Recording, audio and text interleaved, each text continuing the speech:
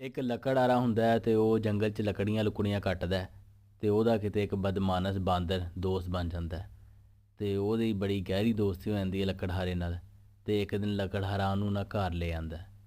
ਲੱਕੜਹਾਰਾ ਬਾਂਦਰ ਨੂੰ ਘਰ ਲਿਆਉਂਦਾ ਅਤੇ ਆਪਣਾ ਬੂਹਾ ਖੜਕਾਉਂਦਾ ਅਤੇ ਬੁੱਢੀ ਉਹਦੀ ਦਰਵਾਜ਼ਾ ਖੋਲ੍ਹਦੀ ਹੈ। ਉਹ ਵੇਖਦੀ ਹੈ ਕਿ ਬਾਂਦਰ ਬਦਮਾਨਸ ਹੁੰਦਾ ਹੈ। ਉਹ ਕਹਿੰਦੀ ਹੈ ਕਿਹੜੇ ਭੈੜੇ ਜਿਹੇ ਸ਼ਕਲ ਇਹਨੂੰ ਲੈ ਆਇਆ। ਉਹ ਬਾਂਦਰ ਨੂੰ ਬੜਾ ਗੁੱਸਾ ਲੱਗਦਾ, ਲੱਕੜਹਾਰੇ ਦਾ ਕੁਹਾਰਾ ਫੜਦਾ ਮਾਰਦਾ ਆਪਣੇ ਮੂੰਹ 'ਤੇ ਜੰਗਲ ਵੱਲ ਨੂੰ ਨੱਸ ਜਾਂਦਾ। ਲੱਕੜਹਾਰਾ ਕਹਿੰਦਾ ਆਪਣੀ ਬੁੱਢੀ ਨੂੰ, ਇਹ ਤੂੰ ਕੀ ਕੀਤਾ? ਅਤੇ ਫਿਰ ਕਾਫੀ ਅਰਸੇ ਬਾਅਦ ਲੱਕੜਹਾਰਾ ਲੱਕੜੀਆਂ ਕੱਟਦਾ ਹੁੰਦਾ ਅਤੇ ਉਹੀ ਬਾਂਦਰ ਉਹਨੂੰ ਮਿਲਦਾ। ਕਹਿੰਦਾ, ਹਾਂ ਬਈ ਤੂੰ ਉਦੋਂ ਨੱਸ ਗਿਆ ਹੈ ਮੇਰੀ ਬੁੱਢੀ ਦੀ ਗੱਲ ਸੁਣ ਕੇ, ਤੇਰੇ ਚਿਹਰੇ ਉੱਤੇ ਕੱਟ ਆਇਆ ਸੀ ਅਤੇ ਇਹ ਹੋ ਗਿਆ ਠੀਕ ਜ਼ਖਮ? ਕਹਿੰਦਾ ਵੇਖ ਜ਼ਖਮ ਤਾਂ ਠੀਕ ਹੋ ਗਿਆ, ਪਰ ਜਿਹੜੀ ਤੇਰੀ ਬੁੱਢੀ ਨੇ ਗੱਲ ਕਹੀ ਉਹ ਅਜੇ ਤੱਕ ਮੇਰੇ ਦਿਲ ਨੂੰ ਚੀਰ ਕੇ ਰੱਖਿਆ ਹੋਇਆ ਉਸ ਗੱਲ ਨੇ। ਇਸ ਕਰਕੇ ਸੋਚ ਸਮਝ ਕੇ ਗੱਲ ਕਰਿਆ ਕਰੋ, ਹਰ ਕਿਸੇ ਨੂੰ ਗੱਲ ਨਾ ਮਾਰ ਦਿਆ ਕਰੋ। ਇਹ ਗੱਲਾਂ ਦਿਲਾਂ 'ਤੇ ਜਾ ਕੇ ਲੱਗਦੀਆਂ।